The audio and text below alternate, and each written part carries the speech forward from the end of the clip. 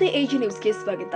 ಹಾವೇರಿ ಜಿಲ್ಲೆ ಶಿಗ್ಗಾವಿ ತಾಲೂಕಿನ ನಾರಾಯಣಪುರ ಗ್ರಾಮದಲ್ಲಿ ಇಂದು 4ನೇ ದಿನದ ರವಿವಾರ ದಿವಸದಂದು ಉದ್ಘಾಟನಾ ಸಮಾರಂಭದ ಧರ್ಮಸಭೆಯಲ್ಲಿ ದಿವ್ಯ ಸಾನ್ನಿಧ್ಯವನ್ನ ಶ್ರೀಮನ್ನ ನಿರಂಜನ ಜಗದ್ಗುರು ಗುರುಸಿದ್ದೇಶ್ವರ ರಾಜ ಯೋಗೇಂದ್ರ ಮಹಾಸ್ವಾಮಿಗಳು 3000 ಮಠ ಹುಬ್ಬಳ್ಳಿ ಹಾಗೂ ಶ್ರೀ ಶಬ್ರ ಡಾಕ್ಟರ್ ವೈಜಿನಾಥ ಶಿವಲಿಂಗ ಶಿವಾಚಾರ್ಯ ಮಹಾಸ್ವಾಮೀಜಿಗಳು ಚಿರಮೂರ್ತೇಶ್ವರ ಮಠ ಗಂಜಿಗಟ್ಟಿ ಮತ್ತು ಬಂಕಾಪುರ ಬಂಚುಗಳಿಂದ ಅನ್ನ ಪ್ರಸಾದದ ಕೊಠಡಿ ಉದ್ಘಾಟನೆ ಸಮಾರಂಭವನ್ನ ಜರುಗಿಸಲಾಗಿದೆ.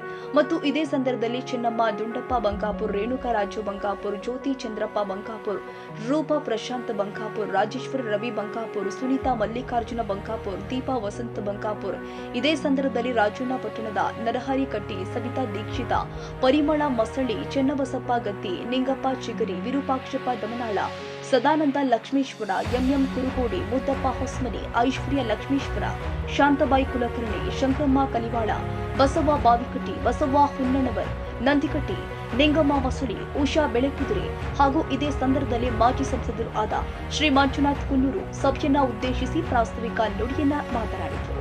ನಂತರ ಮಾಜಿ ಮುಖ್ಯಮಂತ್ರಿಗಳು ಆದ ಹಾಗೂ ಸಂಸದರು ಹಾವೇರಿ ಲೋಕಸಭಾ ಕ್ಷೇತ್ರದ ಸನ್ಮಾನ್ಯ ಶ್ರೀ ಬಸವರಾಜ ಬೊಮ್ಮಾಯಿ ಅವರು ಸಭೆಯನ್ನ ಉದ್ದೇಶಿಸಿ ರಾಜಕೀಯ ರಂಗದಲ್ಲಿ ರಾಜಕೀಯ ಬರುತ್ತೆ, ಆದ್ರೆ ನಾನು ಜೀವನದಲ್ಲಿ ಜನರ ಸೇವೆಗೆ 100ಕ್ಕೆ 100ರಷ್ಟು ಜನರ ಸೇವೆಯನ್ನ ಮಾಡ್ತೀನಿ ಅಂತ ಮಾತನಾಡಿದ್ರು. ಇದೇ ಸಂದರ್ಭದಲ್ಲಿ ನಾಗರಾಜ್ ದಮನಕೊಪ್ಪದ, ಶಿವಾನಂದರ ಮ್ಯಾಗೇರಿ, ಉಮೇಶ್ ಅಂಗಡಿ, ಶಶಿಧರ್ ಅಣ್ಣನವರ್ ಮತ್ತು ಹಲವಾರು ಕಾರ್ಯಕರ್ತರು ಉಪಸ್ಥಿತರಿದ್ದರು.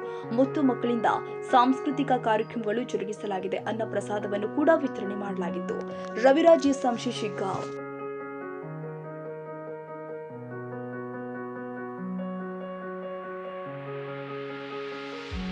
ಕನ್ನಡಿಗರ ಮೆಚ್ಚಿನ ನಿಮ್ಮ ಎಜೆ 24/7 ನ್ಯೂಸ್ ಕನ್ನಡ ವಾಹಿನಿ ಇದೀಗ ಟಿವಿಯಲ್ಲಿ ಲಭ್ಯ. ಒಂದು ವೇಳೆ ನೋಟಿಸ್ ಕೊಟ್ಟಿದ್ರೆ ವಾಪಸ್ ತಗೋತೀವಿ.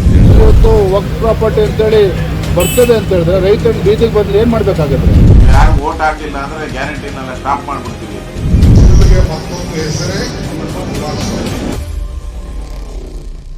ಕರ್ನಾಟಕ ಮತ್ತು ದೇಶ ವಿದೇಶ 360 ಡಿಗ್ರಿ ಸುದ್ದಿ ಹಾಗೂ ಉತ್ತರ ಕರ್ನಾಟಕ, ಬೆಳಗಾವಿ, ಬಾಗಲಕೋಟೆ, ಧಾರವಾಡ, ಹಾವೇರಿ, ಗದಗ, ಬಿಜಾಪುರ ಜಿಲ್ಲೆಯ ಕ್ಷಣ ಕ್ಷಣದ ವಿವರವನ್ನ ಪಡೆಯುವುದಕ್ಕೆ ಎಜೆ 24/7 ನ್ಯೂಸ್ ಕನ್ನಡ ವಾಹಿನಿಯನ್ನ ಲೈಕ್ ಮಾಡಿ, ವಿಡಿಯೋಗಳನ್ನ ಶೇರ್ ಮಾಡಿ, ಕಮೆಂಟ್ ಮಾಡುವ ಮೂಲಕ ನಮ್ಮ ವಾಹಿನಿಗೆ ಸಹಕಾರ ನೀಡಿ ಮತ್ತು ಚಾನೆಲ್ ಅನ್ನ ಸಬ್ಸ್ಕ್ರೈಬ್ ಮಾಡಿ.